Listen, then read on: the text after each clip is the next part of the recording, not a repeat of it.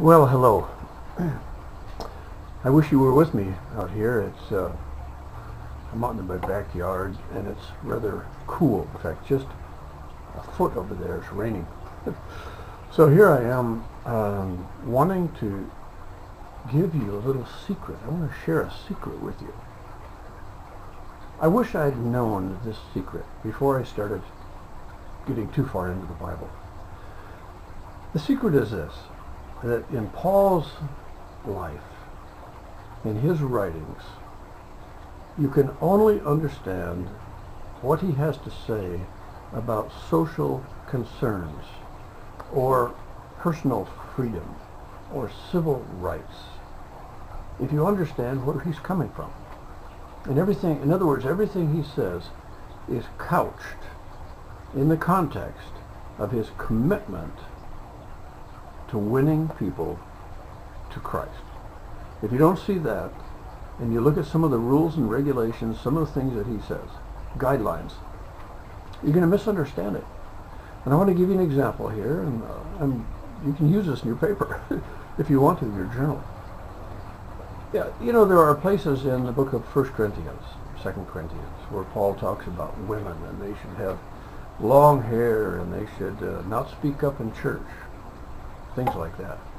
Some people read those and they say, wow, Paul was a chauvinist, a male chauvinist. They used to say male chauvinist pig. And then when you read his letter to Philemon, who was a slave owner, you may come to the conclusion that he was not nearly strong enough. He was way too soft on slavery. Now, what I want you to do, I hope you'll do, is look at 1 Corinthians chapter 9. Take a look at that. And you'll see how, let me take a look at my notes here. What's the passage?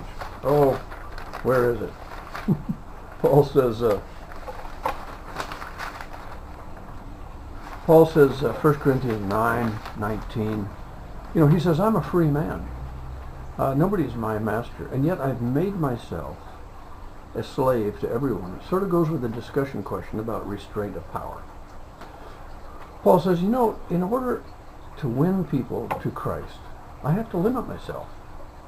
When I'm around people who wear a skull cap and they don't eat pork, that would be like Jewish people, then I limit myself according to their values and their cultural standards. And when I'm around people who are not under the law, then I'm a different sort of person. Not a chameleon in the sense that he wants to be liked, and what can I do to get people to like me? But saying, in a sense, deference is adjusting my behavior so as not to offend those I want to reach. Now, I go to Peru 2 times a year.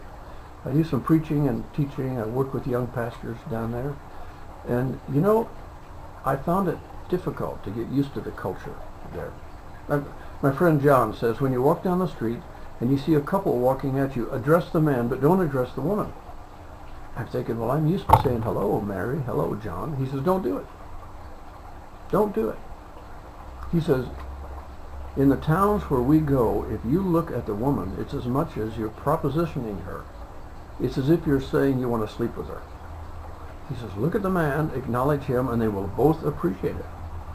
You are not being harsh. You are not being disrespectful by not acknowledging her. My daughter and I spent time in Iraq building a large facility over there for women. Actually, she spent a year and I spent, a matter of weeks.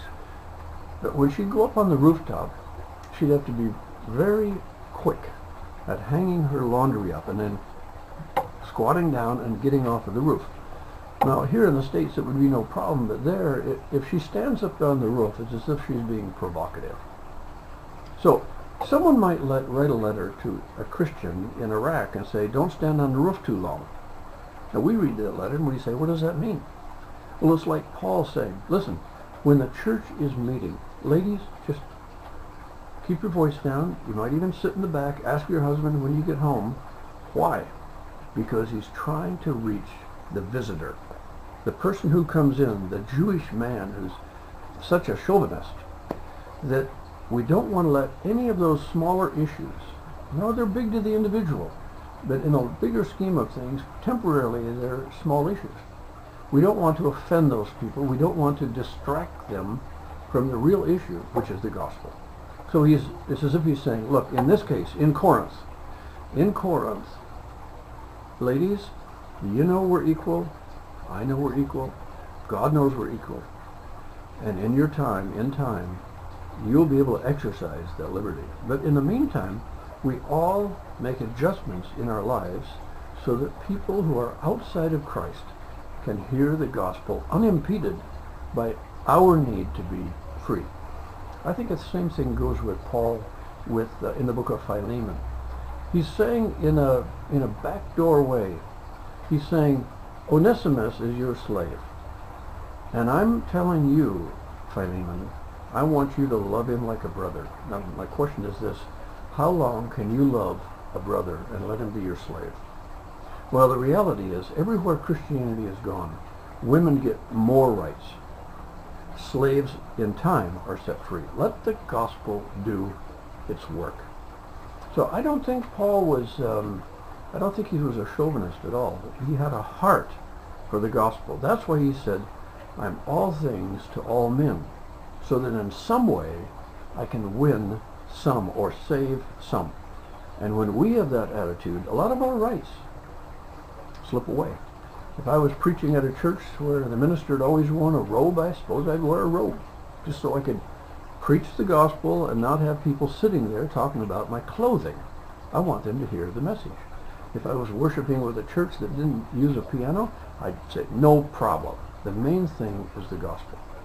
And so as you read about Paul, as you read Paul and what he has to say about rights, always remember that his writings are couched in the idea that he was and we are to be all things to all men, so that in some way we might save or introduce some to God through Christ. Now, think about it. Maybe you don't agree with that, and your journal can reflect that, but I thought I should give you that little secret. Civil rights, personal rights, come within the context of reaching people for Christ, and every missionary knows it. Every missionary knows that. We speak the language, we change our dress, our attire, habits, all kinds of things. The way we eat, what we eat, so that we don't offend the very people we're trying to reach. Oh, enough of that. I've gone on and on. Thank you.